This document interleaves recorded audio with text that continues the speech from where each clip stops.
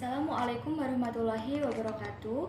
Halo semuanya, saya Evika Indriarani dengan NPM 2014-0413 dari Prodi Pendidikan Bahasa dan Sastra Indonesia tingkat 1. Untuk memenuhi tugas UAS dari Ibu Encil Puspita Nurung MPD, di sini saya akan menjelaskan tips menulis paragraf deskripsi yang baik dan benar. Sebelumnya, apa sih paragraf deskripsi itu? Ada yang tahu? Baik, paragraf deskripsi adalah paragraf yang dapat menggambarkan atau menjelaskan suatu objek, sehingga pembaca seolah-olah dapat melihat dan merasakan objek tersebut yang berkaitan dengan panca indera. Kemudian, kembali lagi pada topik kita. Bagaimana sih tips menulis paragraf deskripsi yang baik dan benar? Yang pertama, tentukan subjek yang akan dideskripsikan dan buatlah judulnya. Kemudian yang kedua, buatlah kerangka bagian, yaitu kerangka bagian yang akan dideskripsikan. Yang ketiga, carilah data dari subjek yang akan kalian tulis. Yang keempat, buatlah kalimat menjadi sebuah paragraf yang baik dan benar. Yang kelima, rincilah objek atau suasana dengan menggunakan kalimat atau kata yang merangsang panca indera.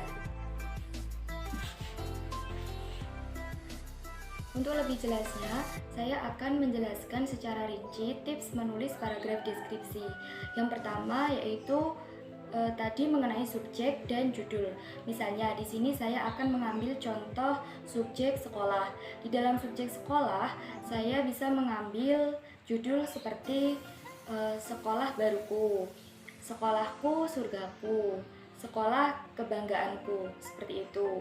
Dan yang kedua, buatlah kerangkanya, kerangka bagian. Seperti ketika saya mengambil subjek sekolah, saya merinci bagian-bagian sekolah mulai dari bangunannya, kemudian dalam penggunaannya, gedungnya, fasilitas, ukuran, warna, dan lain-lain.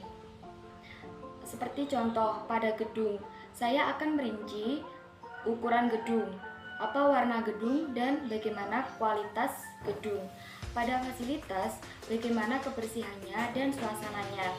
Pada bagian guru, bagaimana gaya mengajarnya dan bagaimana sifatnya. Kemudian teman, di mana domisilinya dan bagaimana karakternya. Yang ketiga, yaitu mencari data. Kembali lagi pada hal yang dideskripsikan. Apabila yang dideskripsikan adalah kondisi fisik bangunan, lalu bagaimana hasil pengamatannya ya? Oh, ternyata di sekolahku bangunannya sangat kokoh, bangunannya sangat bagus, dan catnya berwarna biru. Lalu setelah pengamatan, kalian catat dan buatlah dengan rangkaian menjadi sebuah kalimat. Contoh kalimatnya seperti ini. Bangunan kokoh dan memiliki 3 lantai, dicat biru kombinasi putih. Ini adalah contoh kalimat. Contoh kalimat yang pertama. Kemudian kita buat contoh kalimat yang kedua. Kedua pintu masuknya tinggi sekitar 2 meter dan memiliki kawat berduri. Ini adalah contoh kalimat yang kedua. Langkah yang keempat, kemudian susunlah menjadi sebuah paragraf. Kalimat-kalimat yang sudah kalian buat seperti contoh di atas, lalu kemudian kalian buat menjadi susunan paragraf.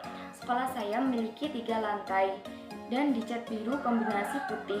Pintu masuknya sekitar 2 meter tingginya dan memiliki kawat berduri.